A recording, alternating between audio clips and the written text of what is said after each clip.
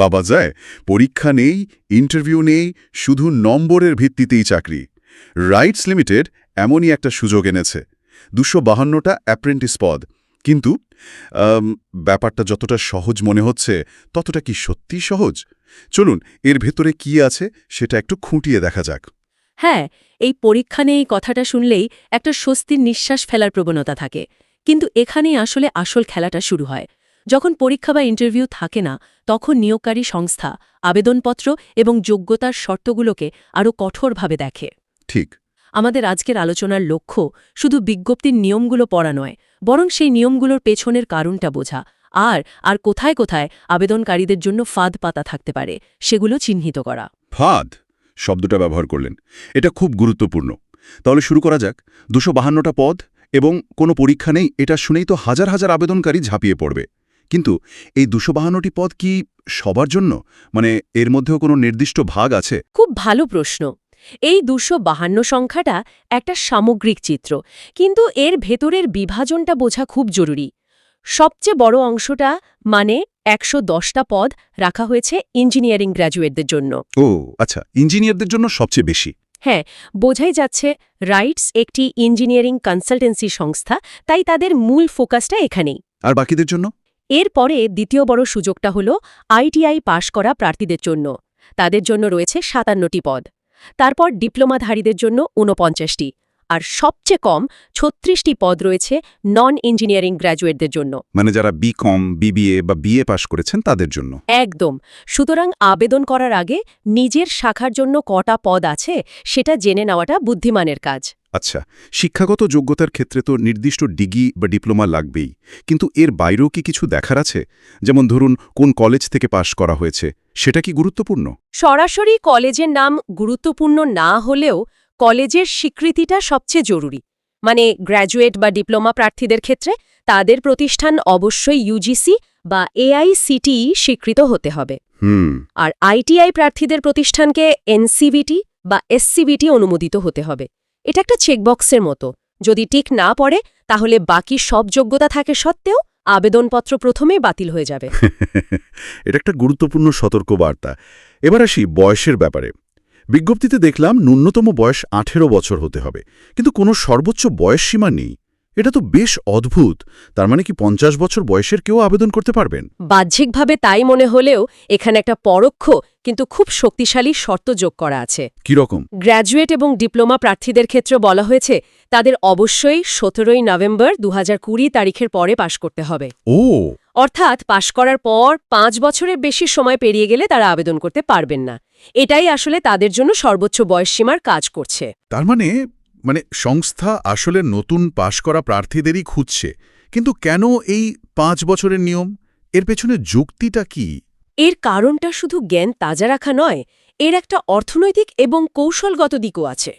প্রথমত, নতুন পাশ করা প্রার্থীদের থেকে সংস্থা দ্রুত কাজ আশা করে। আর তাদের প্রশিক্ষণের সময়ও খরচ দুটোই কমে। ঠিক তাই। আর দ্বিতীয়ত, এটা অ্যাপ্রেন্টিসশিপ অ্যাক্টের মূল ভাবনার সাথেও জড়িত, যা পুঁথিগত বিদ্যার সাথে বাস্তব অভিজ্ঞতার ফারাকটা দ্রুত মেটাতে চায়। কিন্তু এর একটা উল্টো দিকও তো আছে। ধরুন কেউ পারিবারিক বা অন্য কোনো কারণে পড়াশোনার পর কয়েক বছর বিরতি নিয়েছেন, এই নিয়ম তো তাদের জন্য দরজাটাই বন্ধ করে দিচ্ছে। আপনি একেবারে সঠিক পয়েন্টটা ধরেছেন। এটাই এই ধরনের নিয়মের সবচেয়ে বড় সমালোচনা। এটা একটা সরল ফিল্টার যা অনেক যোগ্য প্রার্থীকে প্রক্রিয়ার বাইরে রেখে দেয়। তবে একটা মজার ব্যাপার হলো, আইটিআই প্রার্থীদের জন্য কিন্তু এই 5 বছরের নিয়মটা প্রযোজ্য নয়। তারা 2020 সালের আগেও পাশ করে থাকলে আবেদন করতে পারবেন, যা তাদের জন্য একটা বড় সুবিধা। আচ্ছা, সুযোগের কথা তো হলো। এবার একটু উল্টো দিক থেকে দেখি। বিজ্ঞপ্তিতে কাদের আবেদন করতে বারণ করা হয়েছে সেটাও খুব স্পষ্টভাবে বলা আছে। হ্যাঁ, এবং এটা জেনে নেওয়াটা আবেদনকারীদের সময় বাঁচাবে। যেমন যাদের ফাইনাল পরীক্ষার ফল এখনো বেরোয়নি তারা পারবেন না, যাদের বয়স 18 বছরের কম তারাও পারবেন না। কিন্তু সবচেয়ে গুরুত্বপূর্ণ দুটো শর্ত বোধহয় অভিজ্ঞতা নিয়ে। একদম। যারা আগে কোথাও অ্যাপ্রেন্টিসশিপ করেছেন অথবা যাদের 1 বছর বা তার বেশি সময়ের চাকরির অভিজ্ঞতা আছে তারা অযোগ্য। এর কারণ কি? অভিজ্ঞতা তো সাধারণত একটা প্লাস পয়েন্ট হিসেবে দেখা হয়, এখানে উল্টো কেন? কারণ অ্যাপ্রেন্টিসশিপ কোনো চাকরি নয়, এটা একটা প্রশিক্ষণ। এর মূল উদ্দেশ্য হল একেবারে নতুনদের, যাদের কোনো কাজের অভিজ্ঞতা নেই, তাদের শিল্পায়নের জন্য তৈরি করা। এটা একটা শেখার সুযোগ। তাই অভিজ্ঞদের বাইরে রাখা হয়েছে? হ্যাঁ, যারা ইতিমধ্যেই অভিজ্ঞ তাদের এই সুযোগটা দেওয়ার মানে হল একজন নতুন প্রার্থীর সুযোগ কেড়ে নেওয়া। আইনত এটা ফ্রেশারদের জন্য সংরক্ষিত। আচ্ছা, এবার সবচেয়ে আকর্ষণীয় এবং একই সাথে বিতর্কিত অংশে আসা যাক, বাছাই পদ্ধতি। শুধুমাত্র নম্বরের ভিত্তিতে বাছাই। এটা শুনতে খুব স্বচ্ছ মনে হলেও এর একটা অন্য দিকও তো আছে, তাই না? অবশ্যই। একজন ছাত্র হয়তো পরীক্ষায় খুব ভালো, কিন্তু তার ব্যবহারিক জ্ঞান বা দলবদ্ধভাবে কাজ করার ক্ষমতা কম। এই নিয়োগ প্রক্রিয়ায় তো সেই দিকগুলো যাচাই করার কোনো সুযোগই থাকছে না। একদম। এটা একটা দ্বিধারী তলোয়ারের মতো। এর ভালো দিক হল এটা সম্পূর্ণ বস্তুনিষ্ঠ এবং দুর্নীতির সুযোগ কম। কম্পিউটারে নম্বরের ভিত্তিতে তালিকা বানিয়ে দেবে, কোনো মানুষের পছন্দ অপছন্দের জায়গা নেই। আর খারাপ দিকটা? খারাপ দিকটা হলো এটা একজন প্রার্থীর সামগ্রিক দক্ষতাকে মাপতে পারে না। Communication skill, problem solving ability এই সব কিছুই বিবেচনার বাইরে থেকে যায়। তাহলে নম্বরই এখানে শেষ কথা। কিন্তু এখানেও কি কোনো ন্যূনতম মাপকাঠি আছে, নাকি যে কোনো নম্বর পেলেই আবেদন করা যাবে? না, এখানেও একটা বেসলাইন আছে। জেনারেল বা ইডব্লিউএস ক্যাটাগরির প্রার্থীদের জন্য ন্যূনতম 60% নম্বর থাকা আবশ্যক। এসসি, এসটি, ওবিসি বা পিডব্লিউডি প্রার্থীদের জন্য সেটা 50%। এর কম নম্বর থাকলে আবেদন করলেও মেধা তালিকায় নাম আসবে না। আর একটা মজার ব্যাপার আছে টাই ব্রেকার নিয়ে। হ্যাঁ, আমি ওটা দেখছিলাম।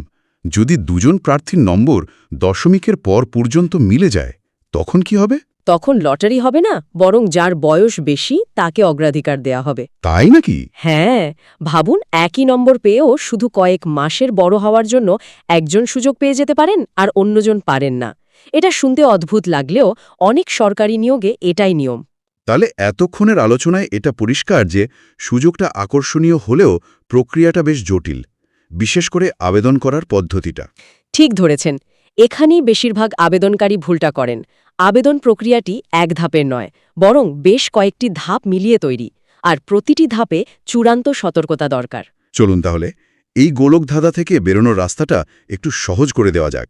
প্রথম ধাপটা কি? প্রথম এবং বাধ্যতামূলক ধাপ হল সরকারি পোর্টালে নিজের নাম নথিভুক্ত করা। কিন্তু এখানে একটা টুইস্ট আছে। মানে? দুটো আলাদা পোর্টাল। গ্র্যাজুয়েট ও ডিপ্লোমা প্রার্থীদের জন্য হল এনএটিএস পোর্টাল, আর আইটিআই প্রার্থীদের জন্য হল ন্যাপস পোর্টাল। দুটো আলাদা পোর্টাল কেন? এটা তো অপ্রয়োজনীয়ভাবে জটিল করে তোলার মতো শোনায়। বিষয়টা অনেকটা দুটো আলাদা রাস্তার মতো, যা একই গন্তব্যে পৌঁছায়। ভাবুন, এনএটিএস হল সেই হাইওয়ে যা একাডেমিক বা ডিগ্রি হোল্ডারদের জন্য তৈরি, যেমন ইঞ্জিনিয়ার বা বিকম। আর ন্যাপস হল সেই রাস্তা যা ভোকেশনাল বা ট্রেড স্কিল যাদের আছে, যেমন আইটিআই পাশ করা প্রার্থী। একদম তাদের জন্য। রাইটস যেহেতু দুই ধরনের লোকই খুঁজছে, তাই প্রার্থীদের নিজের জন্য সঠিক রাস্তাটা বেছে নিতে হবে। ভুল পোর্টালে রেজিস্ট্রেশন করলে কিন্তু আবেদনটাই গ্রাহ্য হবে না। আচ্ছা, পোর্টালে রেজিস্ট্রেশন হলো, এরপর রাইটস কিভাবে জানবে যে আমি তাদের সংস্থায় আবেদন করতে চাই? ঠিক এখানেই দ্বিতীয় ধাপটা আসছে। নিজের পোর্টালে লগ ইন করে এস্টাবলিশমেন্ট সার্চ বা এই ধরনের কোনো অপশনে গিয়ে RITES লিমিটেড খুঁজে বের করতে হবে এবং সেখানে অ্যাপ্লাই করতে হবে। এটা অনেকটা সোশ্যাল মিডিয়াতে ফ্রেন্ড রিকোয়েস্ট পাঠানোর মতো। হ্যাঁ, বলতে পারেন। আপনি সংস্থাকে জানালেন যে আপনি আগ্রহী, কিন্তু আসল কাজটা এরপরে। এরপরেও আছে আসল কাজটা কি? এরপর আসছে তৃতীয় এবং সবচেয়ে কঠিন ধাপ, যেখানে 90% আবেদনকারী ভুল করার সম্ভাবনা রাখেন। এই ধাপে RITES এর নিজস্ব ওয়েবসাইটে গিয়ে তাদের আবেদনপত্র পূরণ করতে হবে এবং সমস্ত প্রয়োজনীয় ডকুমেন্ট একসঙ্গে একটি মাত্র PDF ফাইলে আপলোড করতে হবে। এক মিনিট, আমি ঠিক শুনলাম তো? সব ডকুমেন্ট মিলিয়ে একটা মাত্র পিডিএফ?